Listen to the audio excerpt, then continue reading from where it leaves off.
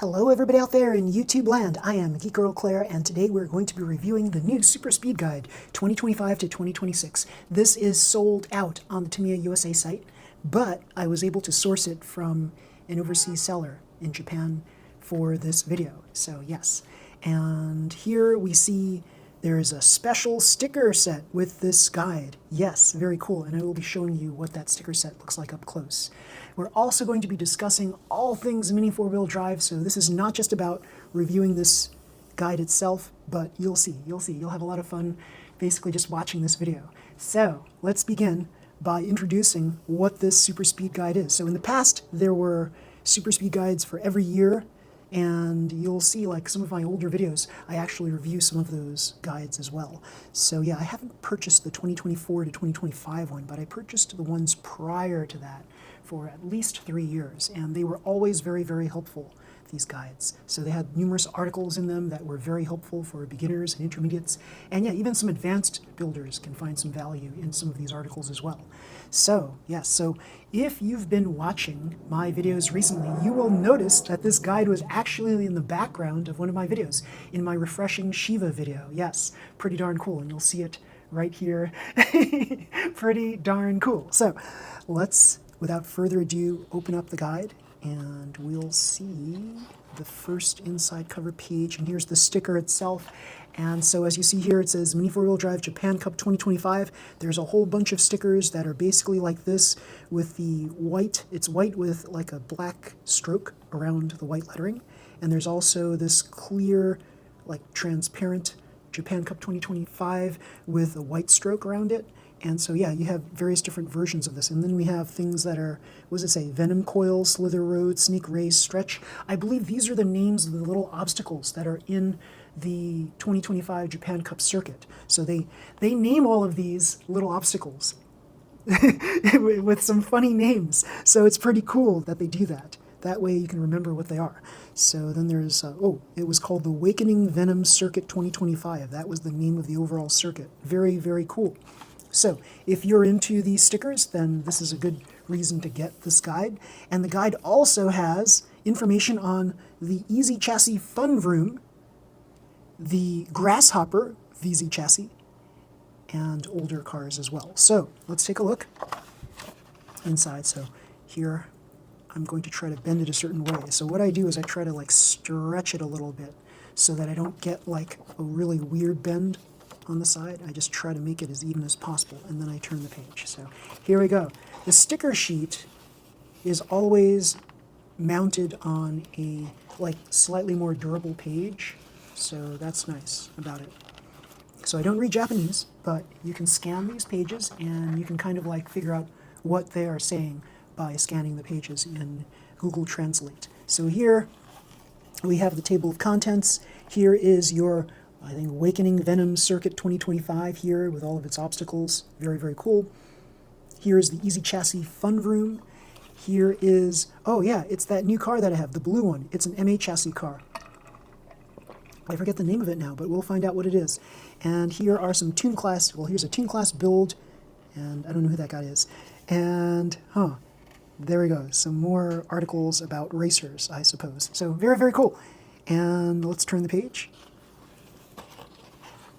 So every year they publish a new version of this guide, and there's always some fun to read articles in it. So it's worthwhile to get this. This is about $23 or so, and if you purchase it overseas, it might cost you closer to $30, like on the low end of $30. So it might cost you something like $35 with shipping. It's the shipping that basically kills the cost of this, right? So it could be like very reasonably priced, but then shipping is added and then suddenly, But yeah, fear not. Sometimes you get a good deal. And yeah, I found this on eBay, so you can too. So very cool. So here, as you see here, a course at another track. This is probably a famous toy shop, right? Where they have big courses where you can play test your cars. Very cool. These are the various storage cases that are available from Tamiya. Things like the toolbox. There's also one for batteries and motors and parts. Very cool. And the pit box. So They're going to come out with a new pit box soon. It's going to be purple. It's going to be all that. So if you don't have a pit box yet and you're looking to get your first pit box and you don't love the pink colored one that came out recently or the gray colored one, then it's worthwhile to get the purple one if purple is your color. And purple is my color, but I purchased a 20 car case that I'm committed to using. So I would rather carry the 20 car case than a whole bunch of pit boxes like I did in the past. Pit boxes are cool though. They have separate compartments where you could store items. So here is a typical pit box cover. So as you see here, the front cover looks like this, and inside there's different compartments that you can add parts to. And here's a larger compartment for your bigger accessories, like tools, for example. And what I've done here, the reason why I have this tape dividers, well, that one looks like it's like come loose and off.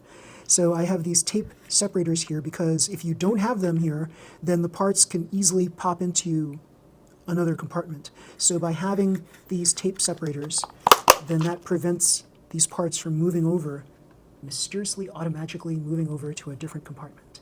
So yeah, very cool. Little tip of the day. So let's turn the page and see what we have next. Okay, very cool. What's this? It looks like some sort of mount your motor in this accessory so that you could break in the motors more easily, right? So that way you don't have to hold them. You can just hook everything up to this one unit right here and you can break in 3 motors at a time. I think that's what's happening there. So Inamoto has a lot of these like really cool gadgets like this. I think this is a cutting wheel accessory or something like that, or something to allow you to poke a hole clearly through this wheel here. I'm not sure, but you can Google Translate this and yeah, you can see what this is all about. But yeah, Inamoto has lots of really awesome tools and they're very hard to come by. So the one place that I was able to purchase Inamoto tools from very easily was DXN, back when DXN was like a big name in Mini 4-wheel drive, and they're still a big name. They're just not doing Mini 4-wheel drive races as often as they used to, or they haven't been advertising them as much. But still, anyone who's ever raced in the US knows DXN. That's how big of a name they are. And a lot of people know DXN reputation-wise as like the place on the West Coast to race Mini 4-wheel drive cars. Now we have something else in place of it. It's Duku Workshop, which is not very far away from DXN. So a lot of racers have kind of migrated over there and are racing over there. And you'll even get some Tamiya officials, like Tamiya USA officials, racing there as well. So yes, this hobby has become a little bit more popular in the US, such that the Tamiya USA people are now getting into the races as well, and that's pretty darn cool. And proof of that is the fact that there is this thing called the Grand Prix, which is held at some of the major racing event places in the US, and yeah, you can win this big trophy and lots of wonderful prizes that are not, they don't seem to be Tamiya Mini 4-wheel drive prizes. They seem to be other kinds of things like RC cars and models, I think. But yeah, you can win those kinds of things versus Mini 4-wheel drive things. And the thing is though, a lot of people who are into Mini 4-wheel drive, they are into other Tamiya things as well, such as RC cars. So it might work out for the best for a lot of racers. Very, very cool. So here, on this page, we have descriptions of this thing called the King Cup 2025, and all the people that were at the King Cup and the track itself and these little tiny pictures. They should actually increase the size of the pictures here, because these are really tiny pictures. Yeah, I think I need my glasses to actually see this, because it's so like small. It's like postage stamp size. And yeah, I don't have my glasses here, unfortunately, but I'll make do without them. And yeah, let's turn the page and see what's next. So more articles on, yeah, with more shops with their tracks that should be larger. The pictures should be larger. And yeah, very cool. So one of the things that I like, I'll say what I like and dislike about 5-lane tracks. So I've seen a fair number of configurations of 5-lane tracks, and because they are 5-lane, they are always usually shorter in length than 3-lane tracks. Not always, but it seems to be the case. And they also seem to be more like along a flat plane than having overpasses and underpasses. And I think some of the fun of playing Mini 4-wheel drive racing is the fact that there's overpasses and underpasses on a lot of the 3-lane tracks, at least the ones that I design and I've seen. So it's always nice, I think, to be able to to experience like all the craziness of three-lane tracks with all of their obstacles. But this is not to say that there's not obstacles in five-lane tracks. There are quite a few obstacles that you can encounter in five-lane tracks, just not everybody will have these obstacles available. But like places like Sidebite, they had all these different obstacles that made their short tracks fun. So you had all these different inclines. Latif, who owned Sidebite, even made like an overpass, underpass for one track. That was very exciting and that was very cool. And yeah, like I don't see that often. Like this track here could benefit with an overpass, underpass, but it's like it all depends also on what your space is, what parts you have, and things like that. It's just a lot easier to design tracks with overpasses, underpasses, and different obstacles on a three-lane format than a five-lane format, that's for sure. And you can actually squish a lot more track length in the same space with a three-lane track. It's just that you won't be able to have that final grand finale finish of having 5 racers for all 5 lanes in your final race. That's the big difference. And if you're into that, then yeah, great. But if your races are scheduled such that you only have 3 people going into the finals, then it doesn't really matter whether you have a 5-lane or a 3-lane track. And it's preferable to just have the 3-lane track if you are just going to have 3 finalists. So, next page. Oh, Basic Max Grand Prix. So this is what this section is all about. Very cool. And here is the expanded view of the Awakening Venom Circuit 2025. Look at this. Now this is what I'm talking about here with obstacles. This is what like every track owner who has a 5-lane track should have, like at least half of these crazy obstacles here. And that would really make it very, very fun. And it would make it like super challenging, and it would make it unique and cool for your hobby shop to have crazy things like this. A lot of these things could be designed with existing track parts. It's just that I haven't seen it that often because there's usually not enough space for 5-lane tracks in certain places. So here it looks like they've got expanse, right? They've got a lot of space to design and plan and position their track pieces. But a lot of shops are not going to be this big, so they're not going to have tracks like this, unfortunately.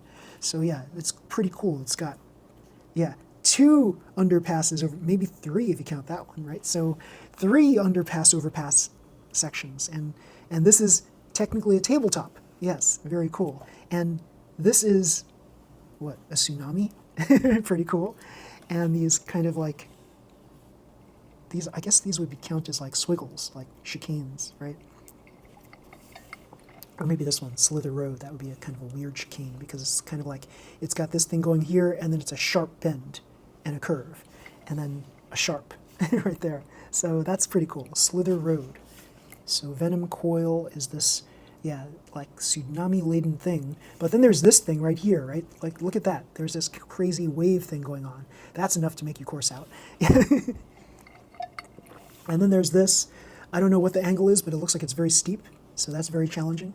And yeah, here, like, it looks like the same kind of business as here, right, with the sharp. There's sharp corner bends, and there's also smooth bends. So it looks like it's all here as well. So that makes it kind of really challenging. So yeah, but maybe you won't find it that challenging. I don't know, but I think this looks pretty challenging to me. So very, very cool. So Awakening Venom Circuit 2025. I don't know how they come up with these names. It's like very strange to me that they come up with names like this. Ooh, this would have been nice. This Japan Cup 2025 sticker, right? That should have been in here. Oh well. So I think there was something that I have that does include that sticker. So that's cool. Okay, so here's the track itself. It's describing every part of this Awakening Venom Circuit 2025. So here we see the big picture, and here we see the descriptions of what is going on in each section of the track. Very, very cool. So they're dividing this into 6 major sections here, and the obstacles that are part of that, and they're describing what you must do to conquer that section. Maybe not, but they're just describing the section itself so that you can figure out for yourself how to conquer it. So here we have one of the newer cars. We have, this is the Japan Cup 2025. I think it's the Cross Spear. And it's a very cool design, as you see here, that kind of like, you see there's lots of air between like that orange part right there, there's lots of air in between there. So you could actually, for what, open class, just cut off all that stuff, right? And then you have a very skinny body. Not that you'd want to, but to lighten the load of this, you can. And that's something to consider if you want to make a light, hard body like this. Very, very cool. So these are the new 2025 motors. At least they're new for 2025, not for 2026. But we can still consider these to be on the newer end because some shops just recently got these, so it's new to them. And these items right here, in the past, people used to shape their plates using CNC machines to look like this. So I think these plates here were inspired by people's designs, people's CNC designs on existing plates from yesteryear. So here are two favorite cars that people have been recently racing. Now, if all of you know what's been happening in the Mini 4-wheel drive world in the past year, purple is a big color and orange is a big color. I mean, every color is a big color, but these have been two of Mini 4-wheel drive racers' favorite colors, purple and orange. So I remember one of my races where like there were 5 lanes and 3 of the 5 lanes had orange cars. And then there was another race where there were 5 lanes and 3 of the 5 cars were purple. So purple and orange are very, very popular. And so you'll probably see a lot of that happening in racing events that you'll be entering wherever you are. So very, very cool. So here we have information on this very steep incline and these bumps right here. Yeah, very challenging stuff. Like anything that has like a wave bump like that is very challenging. So a lot of you professional racers might feel that, oh, that's easy to conquer that, but really, you have to set your car just right to be able to traverse this without like having the car flip out of the course. It's just, I think it's easy to course out if you don't have the right settings for your car. So yeah, brake settings, very, very important for things like this. So yeah, consider that as a very important thing to tune if you are trying to tune for tracks like this. Very, very cool. So I think this article here is like an example of one racer's build. And yeah, for the Japan Cup 2025, unless this is the winning car, that would be interesting. If this was the winning car and they're just like kind of breaking it down, which is a possibility. Huh, very, very cool. But here you go. Here's the article. You can scan it. You can kind of try to figure out what this is all about. And yeah, very cool. And I'm not sure about these star ratings here. You can probably take a look at those through your Google Translate, figure that out. Okay, here we go. What? What's going on here? I'm always like stoked when I see a girl holding something in a Tamiya ad or a promotional advertisement or something like that, because it's always nice to see more women being involved with Mini 4-wheel drive. We don't have enough of that for whatever reason. It seems like wives and girlfriends and lesbians, they just don't seem to like Mini 4-wheel drive as much as like boys, basically. It's like, I don't understand why. Now, for me, I always kind of grew up around cars and trucks and ships and stuff like that because my dad built them. And so myself and my 2 brothers, like, this is what we saw as his hobby. And so, he also built lots of model airplanes, remote control model airplanes, which are all that. Some of them have a really wide wingspan. We're talking about 3 feet long wingspan planes. And he built all of these, and we were very little at the time, and we got to pose next to some of these planes, boats, and tanks and other vehicles. And that was trains, yes. And that was very cool, but some girls just they're not raised with these things. My dad was a military man, the 1st Cavalry Division in the U.S. Army, so at home, growing up, it was always very organized. And yeah, so that's where I get my organizational abilities from, I think. So the fact that he kept everything in its place, he kept everything like pristine, and he built his models with great care, I think that kind of rubbed off on me and my 2 brothers, and that really helped kind of guide me into this strange path of this niche market of Mini 4-wheel drive. Like, I'm fascinated by small things. I always had small, like, remote control cars. I always collected remote control cars that were like this big. and they fascinated me because like I like smaller. I always think smaller is better. So for me to see these cars when I first saw them back in 1998 or something like that, that's when I bought my first two Mini 4-wheel drive kits. I was like enamored by these. And then it wasn't until 2021 in which I got back into this hobby that I was like, wow, this is pretty cool. This is like something now. They have like several racing events all over my area where it's just Mini 4-wheel drive racers, enthusiasts, and getting together and racing cars against each other for prizes, and that's really darn cool. So that's my story as to how I got into Mini 4-wheel drive. So I hope all of you have like your own great story to share about how you guys got into Mini 4-wheel drive as well. I'd like to hear them, so you can always post in the comments below. And yeah, very, very cool. So here is the new, or the newer, Easy Chassis Fun Vroom. And many of you have probably purchased this by now, just out of curiosity, and it looks like it's a, as the name implies, it looks like it's a fun kit, right? So it's fun because it's like for kids. It's not meant for racing, even though this is a Mini 4-wheel drive like size format. It's not going to be good for racing because the Easy Chassis, the car itself, the truck itself, is very, very slow. There's not really much you can do to make it faster, but I'm sure people are working on it to try to get this to be faster. The fact that it's only running a single battery for its movement, it's not going to be the fastest car. So I'm sure if somebody's thinking about pumping up this whole thing with two batteries and making it faster, and maybe changing the gears and making it even faster than that. But yeah, I think the closest that you can get to making something like this into a race car is what I've done with my Fun Vroom Kumamon car right here, which is basically installing this top on top of an FMA chassis. And then now you've got a legitimately fast car. And this is technically box stock, even though there's these lock nuts and screws on top of here. I suppose I can change them to something else to make it more legit.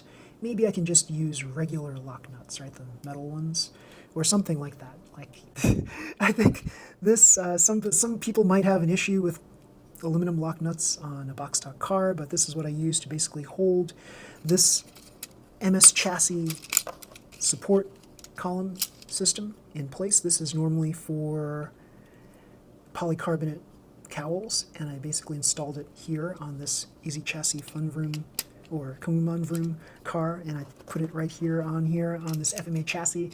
And there's a video. Yes, I produced a video on how to make this for yourself. So if you're interested in building something like this, then you can with the video I produced. So very, very cool. Watch that video. You'll have a lot of fun modifying your cowl. Very, very cool. So next page, we have, ooh, something about, was this RC? No, Type 2. So this is the Type 2 version. It must be a reissue of one of their cars. So it says here 1210 yen, I think it is, which is about $12.10. So yeah, I guess they came out again with the older version. It's a reissue of their Type 2 version of this Avante Junior car. Very cool. And here is the Grasshopper car in, what is it? It looks like an AR chassis. Is it an AR chassis? Huh. I don't know. No, it's VZ chassis, I'm sorry. Like, why can't I see that? It's because it's too dark. So it's a VZ chassis car right here. And as I recall, I have one that's sitting on my shelf, and it's only a 4-to-1 gear ratio or something like that. And so it's not that fast. So I really don't recommend it for trying to compete in races unless you've got a very technical track. This might be okay with it. But here are the two radio-controlled versions of these two cars right here. So if you're ever wondering where Tamiya gets some of its ideas for their Mini 4-wheel drive cars, well, they get them from their own radio-controlled car department. So yeah, here is the Avante Junior, and so this is the corresponding Mini 4-wheel drive version of the car, and this here is the original Grasshopper, and here is the Mini 4-wheel drive version of this Grasshopper car. So yeah, they have a lot of great ideas, Tamiya, so that's why they can just like do this sort of thing. Very cool. Although personally I would have made the wheels bumpy instead of flat like this, and also give you yellow wheels or yellow-orange wheels instead of the white wheels, but that's just me. I would rather have the car look more like the original than like its own version of the car. So, but that's just me. So we'll turn the page. So before we go on, I'm going to tell you that there are 3 new cars that are worthy of merit, and I'm going to talk about one of them right now that's available right now. It is called the Iron Beak Japan Cup 2026. Yes, look at that. That's a beauty. And it is not on a fluorescent chassis, but rather a solid chassis. So it looks like it could be fluorescent. Now, some of the things about fluorescent chassis, they're lightweight, sure, but they're also very fragile. So this is not a fluorescent chassis. This looks like it could be a fluorescent chassis, but it's not. It is yellowish green, and it's like a solid color, so it's not as like translucent as some fluorescent chassis. So yeah, you're getting that. And the translucent black cowl is very cool. A lot of you know that, like when Tamiya comes out with a car that has a black translucent chassis, it's a special thing. Like the Brocken Gigant Black Special comes out, it's a translucent black chassis. It's a special thing. That's just how it is. Now, one of the coolest things about the Iron Beak Japan Cup 2026 is the fact that it's got carbon wheels. Now, these are 12-spoke carbon wheels, right? So how do you get the 12 spokes? Well, if you look closely at the wheel, it's actually a 6-spoke, but it's doubled. So that's how you get the 12-spoke. So that's how they're counting the wheel as a 12-spoke wheel. So it's made of carbon, like it's reinforced carbon, PACF, and it is wider, slightly wider than your average 12-spoke wheel. So because the tires are going to grip so tightly around these slightly wider diameter wheels, there's less of a chance of the wheels slipping off. Now, I have seldom ever experienced super hard tires slipping off of wheels, PP wheels, for example. So this is likely never going to happen. Never say never, but it's likely never going to happen with these carbon wheels. So you can do as you may with that piece of advice and information. So yeah, that's the special thing that's inside the Iron Beak Japan Cup 2026. And the price of this kit is not that much. It's $12.90, so it's like a steal. Like, go get some right now. It's available right now. Go get at least 2. One that you build for yourself and one that you can keep as a spare. And yeah, I think you'll probably have a lot of fun like designing this with the stickers that are in place. Like, you don't have to use all the stickers. You can make it your own by kind of selectively removing certain stickers, like just disregarding them, and just make the car your own, because there's like enough like stickers in the sticker pack that you could do what you want with the stickers in that car. So very, very cool. So another car that I really like that's not out yet is the 40th anniversary Zenpra. It's the polycarbonate body special. Yes. So it doesn't look like much, but it packs a punch. And the reason why is because it's got a VZ chassis in dark blue, and dark blue is like a very, very good plastic. Like dark blue plastics, red plastics, they're like something more special than other colors. I don't know why. It just so happens to be that way. Maybe it's because it's red and blue. I don't know. Like Tamiya's red and blue, their logo. So I don't know. It seems that blue chassis and red chassis, except for the cobalt blue ones, they're not that strong. But it seems like the dark blue and the red chassis are a little stronger than other chassis out there. So that might be a superstition. So take that information as you may. But yeah, the cool thing about the Zenpra is VZ chassis and the polycarbonate shell, which makes this a very light car. Like VZ chassis are already very light, and now you have this like cowl that hardly weighs anything. So you are basically just racing a chassis, folks. So you're racing a chassis. Imagine, did you ever race in a race where your cowl just kind of flew off your chassis, and then you see how fast the chassis goes without the cowl? That's what's happening here. The speed of this car is going to be demon speed. That's my prediction. It's going to be demon speed. And with all the white plastic parts, like, if I had a choice of different colors, right? So red plastics and dark blue plastics would be like my number 1 and 2, and then white plastics would be 3rd in terms of strength. I don't know why. 4th would be black. I don't know why. It just so happens that this is the ordering of like how strong these plastics are. So take that information as you may, as you will. And yeah, I think you'll have a lot of fun with the Zen Pro. And the cool thing about the Zen Pro, the cost of this is only $12.90. So when it comes out, make sure you buy at least two, one to build and one as a spare. Now, the third car that's really, really cool, that's going to come out soon, is a reissue. It is the Brocken Gigant Black Premium Special. Yes! So this reissue of the original Brocken Gigant that everybody loves, right? So this is going to have a black translucent cowl. So like I said, anything that has black translucent cowl is like a special car. It's going to have red tires on it too. So the red tires, whoa. That's going to make this car look so, so awesome. So slick. And there's also dark silver spiral spoke wheels. So instead of the yellow wheels in the normal Brocken Gigant, you get dark silver spiral spoke wheels. Very, very, very cool. I'm so stoked to finally be able to get this when it comes out. It's going to be a reissue, and the incredible thing is, I don't have to pay $80 for it on eBay, for example. I can just get this reissue when it comes out. Hopefully they'll make a lot of them. So the coolest thing about this is the price, folks. $9.90. You heard that right. $9.90.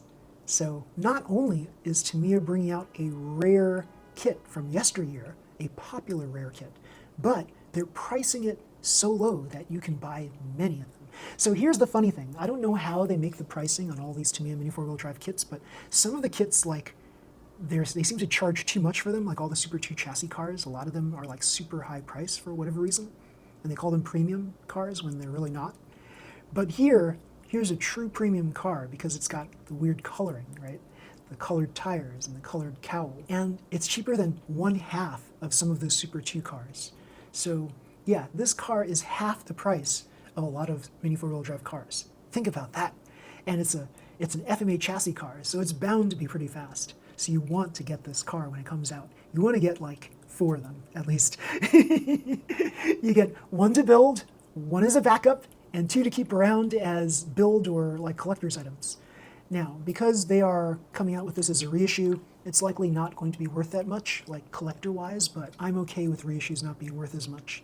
I'd rather build these cars than save them for 20 years from now to try to sell them. That's cool for collectors, but I'd rather build them and see their performance now rather than just let them collect dust in my shelf. So yeah, very, very cool. So let's go on to what's inside the guide, because I know that you've all been patiently waiting, I think. And many of you probably already know about these cars coming out, and you're already drooling over them like I am. So yeah, very, very cool. So here's the VZ chassis section. It's a catalog of cars that are available for the VZ chassis. Right now they're only showcasing 10 of them, 8 here and these 2 extras right here. Here's the FMA section, and yeah, there's nothing new here that I see, fortunately. MA chassis, there's always a lot of great cars in the MA chassis section. Yeah, like the Astora, an orange car. Very cool. So yeah, I see a lot of red cars. Red was a big thing. Red's always a big thing. Here's the AR chassis. Look at this. Here's some examples, all the current catalog of AR chassis cars. Very cool. Super 2, like I said, Super 2 is among the more expensive cars. Some of these cars, like this one, for example, they go for something like $17.90, something strange like that. And then there are other cars that are $22. I think it might be that one. And I think that one's kind of expensive too. And yeah, there's no rhyme or reason as to why they're charging this much for them. These 3, they all contain this extra part, right? So this extra part, you can put side damper plates on. You can mount side damper plates on them. And because it's got this extra part, that could be a justification as to why these 3 kits might cost a little more than other kits. But then you have kits like this that, for whatever reason, they're more expensive, and there's nothing about them that appears to be special about them. Now, if they come with a carbon fiber reinforced chassis, that's a different thing, but some of them don't, and they charge more for those too. So that's not cool. And then all of the animal races, I'm not going to say all of the animal racers, but a lot of the animal racers seem to be Super 2 chassis cars, and they're not very fast. They're only 5-to-1 gear ratio, so it's like, yeah, I think kids will be dissatisfied racing with these animal racers, other than seeing that, like, it's fun to race an animal car, but seeing that these cars aren't very fast, they'll likely get upset if they get beaten by other cars that are not animal racers. So yeah, there needs to be a separate category when we're talking about animal racers. And that category should exclude any animal racer that's not 5-to-1 gear ratio. So there's a fair number of 5-to-1 gear ratio cars that are animal racers. That should be in their own category, or allow the animal racer people to upgrade their gear to something higher, because it's just unfair to see all these kids. They've built their cars and they're hoping to win, and they can't win because their car has a 5-to-1 gear in it. So yeah, that's just how it is. So here's the MS chassis, a very popular chassis from yesteryear for box stock, but not anymore for box stock. It's now relegated itself mostly to tuned and open class cars. And so for open class, you can modify it in such a way that you can have a flexible suspension in it so that you could win lots of open class races.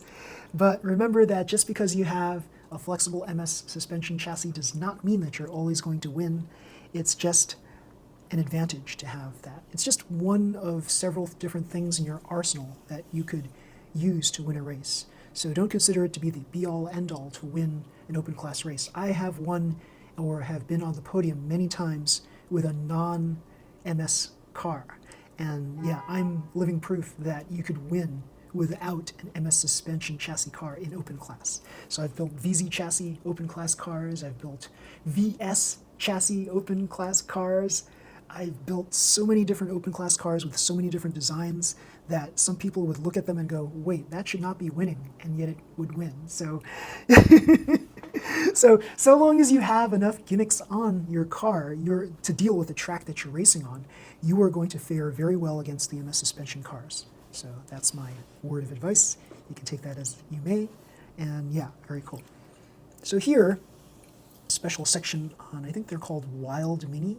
And the Wild Mini section cars, they're like big, like 4x4 cars with giant wheels, or maybe they're 4x4 like passenger cars with big wheels. It's like anyone who likes cars that have big wheels, this is the category for you. And now these are not going to be racing on like a mini four-wheel drive track, but they will be racing in what's called obstacle course tracks. And those are fun too, but it's very difficult to find a race that has an obstacle course for these big trucks, unfortunately. Like I would love to see more races with these kinds of trucks, but there just aren't very many of them. The last one I saw was at DXN on an older video, and that's about it. Like I don't really see very many shops catering to people who want to race these. But it would be nice if there were more hobby shops that did allow this as a separate category.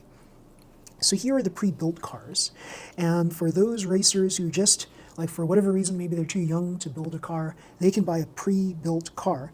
And these are fairly powerful. They're 4-to-1 gear ratio cars, so they're not going to be as fast as the 3.5-to-1 gear cars, but some of these, don't discount them, because if you tune these up, and by that I mean if you replace certain parts in them, then these are very formidable cars in their own right. So you have to basically take apart the car and replace parts that don't seem right in them. You have to also make sure that all of the edges are trimmed properly, because some of these cars look like they've been built by like a 5-year-old, and they probably were. And so you'll see cars that are very shoddily built, and yeah, it's a shame. So just buying a pre-built car that's ready to race does not guarantee you any sorts of victories. You have to look at them closely. You have to make changes to them. And by the time you make all those changes, you might as well have purchased like another car that is unassembled and just build that instead. So yeah, I think the closest thing that you can get to one of these is the Super 2 Panda Racer right here. Like this is basically the power equivalent of this, because this has a 4-to-1 gear ratio. It's got this kind of like design for the cowl. It looks like it's the same kind of cowl.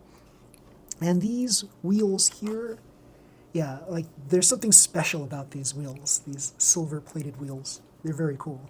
So yeah, you want to try to get this if you want to get a racing car that is like this, that's unassembled. Yeah, very cool. And as you'll notice, this is 4-to-1 gear ratio. All these other ones are 5-to-1 gear ratio cars. So this Animal Racer Super 2 chassis is a faster car than other Animal Racer cars. Now, there are Animal Racer cars that give you 3.5-to-1 gear ratio, like the Kumamon Black Bear Special that looks just like this too. You have to search far and wide for those, and if you purchase one of those, then you'll have a good shot to go up against like a Mach frame, for example. You know, the Mach frame is still going to be faster, but yeah, you'll have a better chance of kind of like getting closer to what their speed is. But yeah, Mach frames are so light and fast that they will likely beat a car that's bulky like this. So, next section here. So it looks like, whoa, this car here has this external dampening system, a body damper, but it's not a body. It's not part of the body. It's its own dampening system. And I think this is not allowed in races anymore. Like, people have been doing this for at least a couple of years, and then suddenly it was banned in the most recent stock class rules, I think. So yeah, I think that's what's going on. And I've never seen this car before. This is cool, but that's because it's tune class, right? Because they change parts out and there's aluminum wheels on it. So yeah, I guess in this next section, it's going to describe how to build these. Let's see. Yes, here it is. So you can do as you may with this page right here, these pages right here. Google Translate them. Probably see some interesting things about this car. Something about Zen Racer. So is this like an out-of-box kit that comes with aluminum wheels? Huh. Or did he build them out of these two cars right here? I don't know. So yeah, you can scan this. Maybe you get everything for both of these cars here. I'm not sure.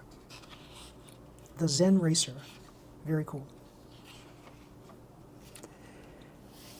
Some information here about the Steyr. And building tips, I suppose, for all of these. So yeah, this ball peen hammer. Yeah, this is like probably my next purchase, right? It's like $20 in the US. And all it is it's a little hammer that you can bang your shafts into the wheels. But what I've been doing is I've just been using my wheel, my wheel press for that purpose. So if you take a look at this is made of all metal construction. And see, there's a lot of nicks and scratches there. So just using it like this is a pretty effective ball peen hammer, so to speak. And so, yeah, I've been doing this method for like years and years, and it's always been successful. So it's like, should I buy another tool, or should I just use the existing thing that I use? So that's always something to consider. Like, sometimes having too many tools is a bad thing, because then you're like, if you don't have this, then you feel like you need it. But this thing, like, I know where it is. It's heavy enough such that I can't lose it. I can probably lose that more easily. So it's like having this, I know where it is. I always put it in the same place, and so I can always like use it for a dual purpose, for pressing wheels together and also for knocking shafts into wheels. So yeah, I like multi-purpose things. The next section, stock class. Maybe this is allowed in stock class. Maybe that's why they're showing this. Huh. Maybe they're trying to say that, hey, if you want to do stock class, you better do this to at least be competitive in stock class. Because everybody's going towards these weird dampening systems. So I really feel that stock class should be for the true like beginner to intermediate.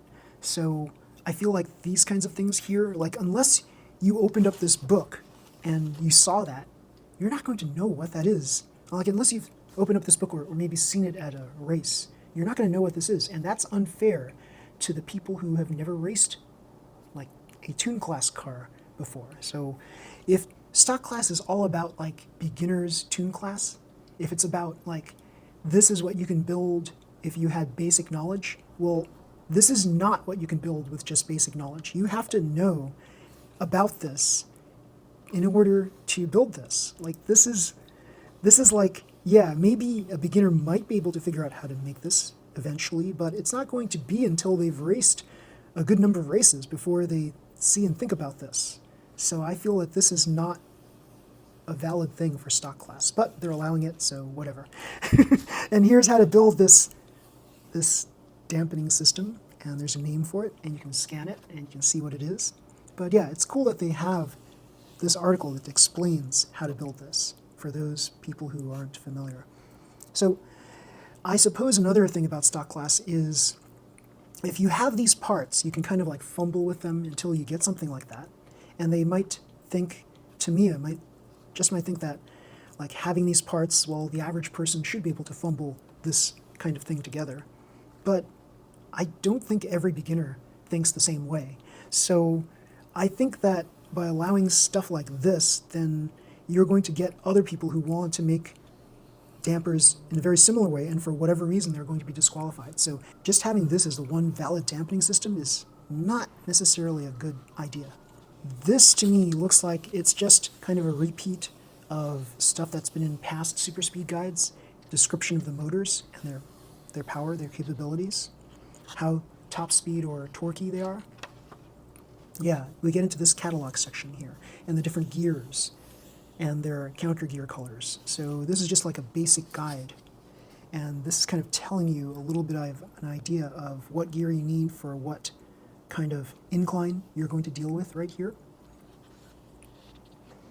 Which is why, like, a lot of racers who are in the know, who've been racing for a good long time, they know what it takes to get up certain inclines. So if you are using a 3.5 to 1 gear ratio, then you can comfortably go up an incline that's 35 degrees, but if you are dealing with a 52 degree incline, then this might not be the best gear for that.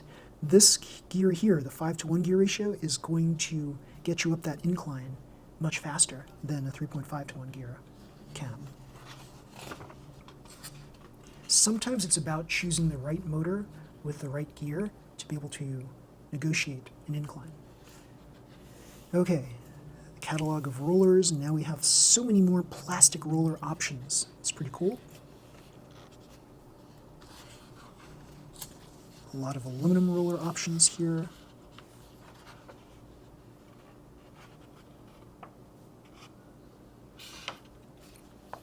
Plate options. Stabilizers. The dreaded stabilizer pole. Yes, a lot of people like the stabilizer poles. Tires and wheels. So very recently I saw the 24mm aluminum wheels. So that's pretty cool. So the 24mm aluminum wheels,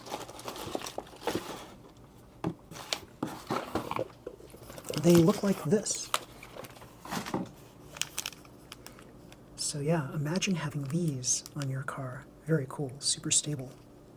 Of course, some of you might think that the dish wheels, like this and this, that they are the most stable. Some of you might like sponge tires. They've got like a built-in kind of like suspension in them. It's not suspension, it's absorption is what it should really be called. So when your car lands on sponge material, it's a softer landing than if it were a hard rubber, for example. So there's less of a bounce once you land on a flat surface. Information on brakes. I wish I was better at brakes. I know that it's not that hard, but it's like I haven't experimented with brakes enough, I think, and I've just been kind of neglecting it in favor of other gimmicks that I've been producing on my cars. Sliding mechanisms and mass dampers. Oh, the different spring tensions, right here described. Some of these colors look so close that it's hard to distinguish, like between that one and that one.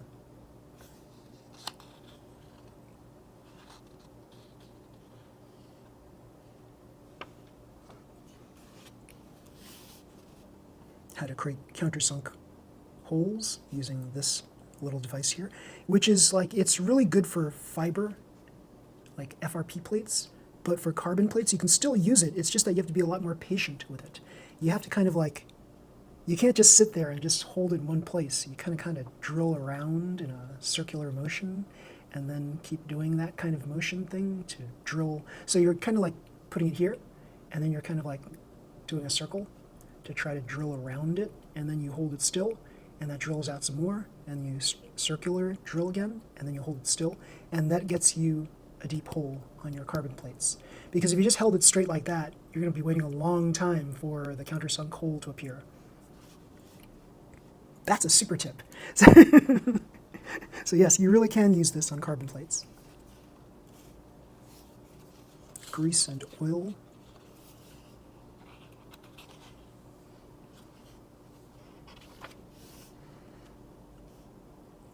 Polycarbonate bodies versus regular cowls. And you can see the difference in weight, 5 grams versus 11.6 grams. And painting the underside of these polycarbonate cowls, you get like, once you peel off that top coat plastic, they look so nice. They look so shiny, so nice, so smooth. It's a shame that the stickers for these aren't like on the underside of the cowl. Instead, they place them all on the top side of the cowl. I wish they were on the underside, because then you'd have this one smooth surface on the top, instead of like there's a sticker making the surface kind of uneven and not smooth. Information on batteries. Now, you all know that nickel metal hydride batteries are a lot lighter than alkaline batteries, and that's why a lot of racers prefer them. But sometimes you need the extra weight, especially on certain tracks that have lots of inclines, for example. Sometimes when a car is landing and it's really heavy, then it's going to bounce back up a lot. Huh. They've got brakes all over the place on this. What's going on here? So is that how you have to deal with this kind of a track here? Weird. Look at that, everybody. That's kind of neat. They're just putting like wide strips of brake all over the place. I don't know what this says, but I think this is probably the most valuable tip in this whole book right here. So here it is. You could like scan it and see what it says. But I think this is probably the most valuable tip in this whole guide right here. Here we go. This has been introduced like a few years ago. Someone was creating lines along the brake just like this to change the properties of the brake for certain tracks. Very cool. Oh, what's going on here? Huh. This might be something about the alignment of the rollers using this MA chassis. And it might be very important. This might be another very important tip of this guide that might be worth the value of this guide itself. So yeah, scan it and read it, and yeah, take heed.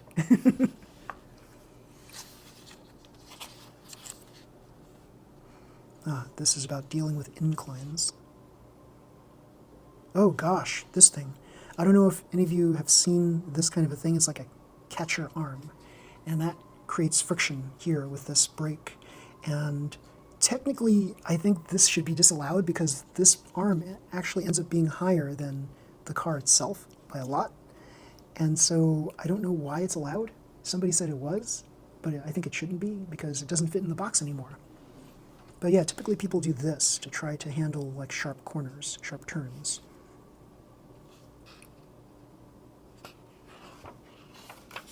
Oh, this must be a page of winning cars. Very cool. Look at these. Very interesting designs, all of these. So in the past, I used to poo-poo a lot of these designs because to me, these didn't look like cars, some of them. But we're getting more and more cars that look kind of like, there we go, Avante looks like, Avante will always look like a racing car to me. Yeah, like some of these Tune class builds, you still have the car in place, but then you have like open class builds where the car doesn't really look like a car anymore, like this. Like, what is that? Why is the cowl like that? That does not look like a car to me. So yeah, like at least with this, I've preserved the front part of the cowl so that you could kind of tell that it is a car. And yeah, from the front, it definitely looks like a car. From the side, it's questionable that it looks like a car. And yeah, well, this is my super secret system that I'll be unveiling soon. Let's see if it works. It's a dual dampening system. Very cool.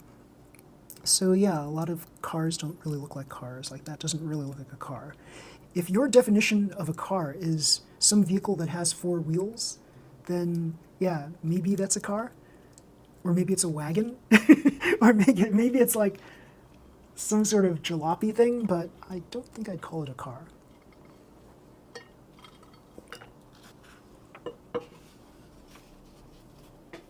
So yeah, they did what I did with mine, with the kind of like half canopy, and it's still like maintaining the look of a car from the front. This will never look like a car to me, this Thundershot. I guess it's supposed to look more like a space shuttle or some spaceship kind of thing, but spaceships are not cars. This looks like a car, but it's like a classic. Did this win? This thing won? Wait a second. How did this win? Is that why it's in here? I don't know. But yeah, it's in here for a reason. And he got a certificate for it, so he must have won something with this car. Very strange. I have seen people using like the K4 Gamble. They would remove the top part of the shell and you just use like the bottom plastic, and that would fit in the regulation box. Having this cab in place, it does not fit the regulation box. So if racing events are strict like that, they would not allow this to race. But it all depends on your racing event organizer and what he or she feels is valid in a race. I always like to see cars that really look like cars, like this one, that can win races. So that's kudos to him if him and him both won in races. Very cool. Lots more designs. Some of them are very beautiful. Look at this, like a Spider-Man one going on here. Very cool. Yeah.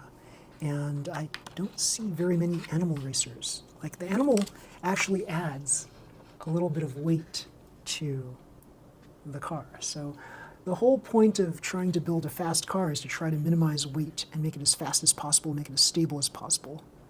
So yeah, it's very difficult to do so if you've got an animal stuck in the center there, weighing it down in all the wrong places. So you have to figure out a way to do it correctly so that the animal can actually benefit you rather than harm the performance of the car.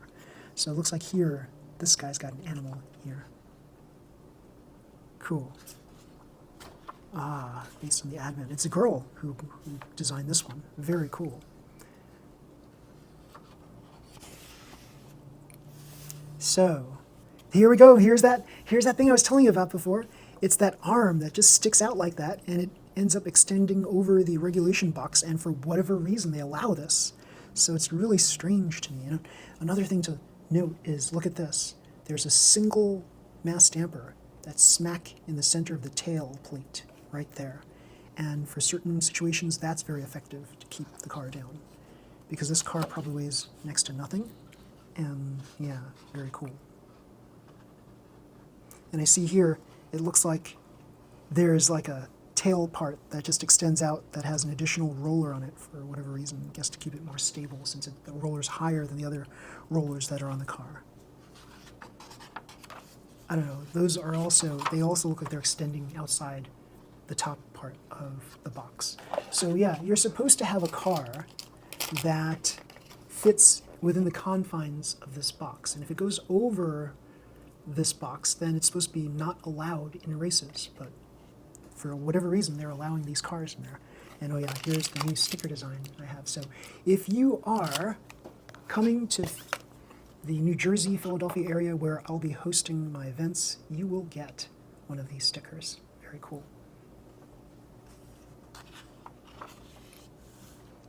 Okay, more stuff that I don't know what it says. Cool. Oh, I think these are the winners right here. So these are the winning cars, and they're kind of breaking them down, showing you what exactly they have on each of them by showing you, exposing the views, the different views of the car, so that you can see for yourself how these people built their cars. Very impressive this little kid actually built this car. It looks like a very, very sophisticated car, something that an adult would build rather than a kid would build, but who knows. Oh, this is nice. This track is slightly elevated off the ground. That's pretty cool. Huh. And that's going to give you a different characteristic than if the track were just completely on the ground. So being suspended like that with a vibration of the floor, that is something to take into consideration as well when you're racing. So being elevated, it's going to feel different. The car is going to feel different physics than if it was flat on the ground with nothing underneath it. And these must be the various Tamiya shops that support mini four-wheel drive cars and racing. Oh, I skipped the page. Okay. Japan Cup 2024 and Grand Prix 2025. So they are showing you the tracks from the 2024 and 2025 era. The Great Tatsudoshi AR Circuit, the Wonderful Slither Circuit, the Winding Arachi Circuit, and more cars that perhaps won races. This one just has like what looks like a generic damper, tail damper on here. That's pretty funny. Very generic. Yes, those arms that are on here.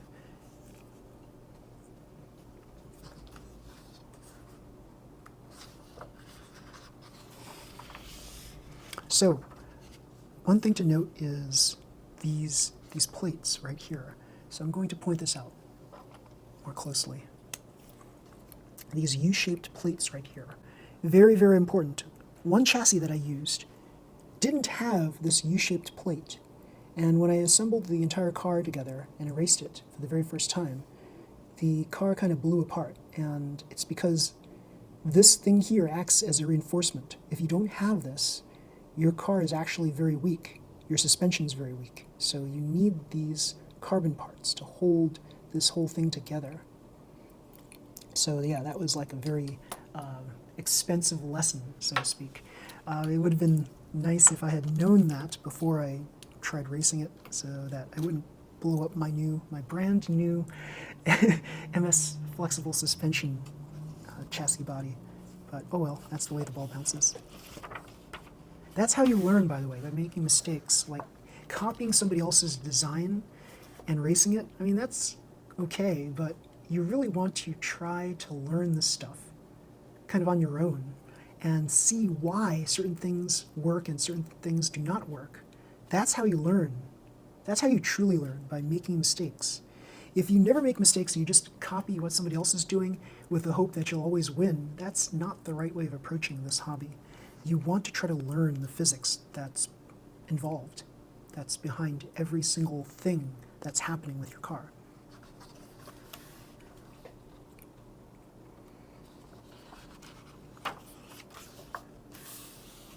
That's very nice.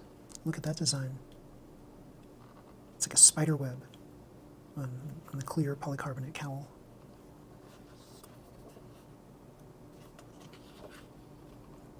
Handmade tail damper as well. That's very cool. There's something to be said about handmade versus CNC built.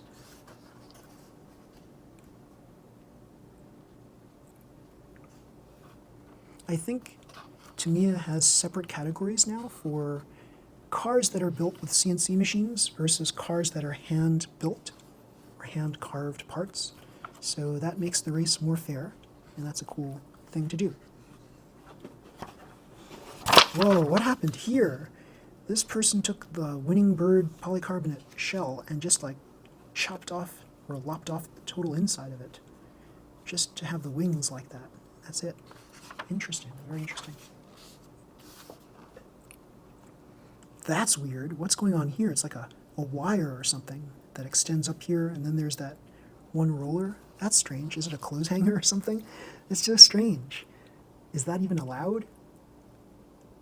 Is this really a bent wheel shaft, or is it something else? I'm not sure.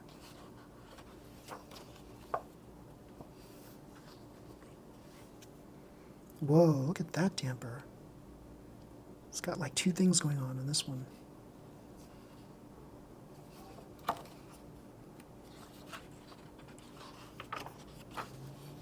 Ah, I think this is it that I was telling you about.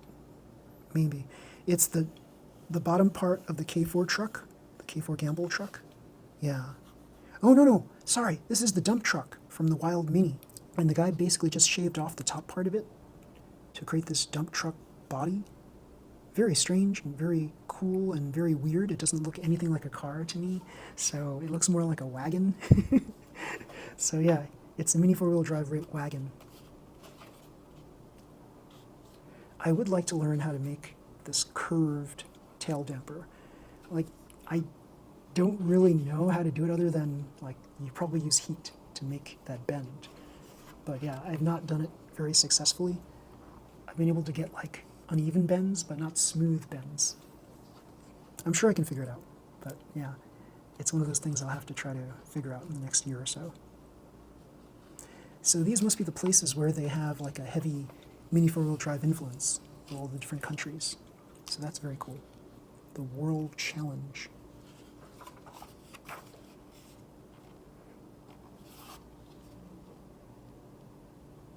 So this article here, they're focusing on the dump truck car and this other car, and they're probably focusing so much on it because these are perhaps the winners of the championship. That's very cool. Yeah, two more cars that are winners. And that's it. That's the entirety of the 2025 to 2026 Super Speed Guide from Tamiya. Very, very cool. Yes. So yeah, you can buy your very own copy of this for about $23 plus shipping. And the yen price is actually the equivalent of like $10.50, $10.45 right there. So yeah, it's not that expensive if you purchase it directly from some place in Japan, but here in the States, it's like all sorts of expensive just because of the shipping. So yeah, that's just the way it is. So everybody, if you like this video, please slam the like button, subscribe to my channel. You'll see more videos just like this one. Until next time, everybody, see you. Bye.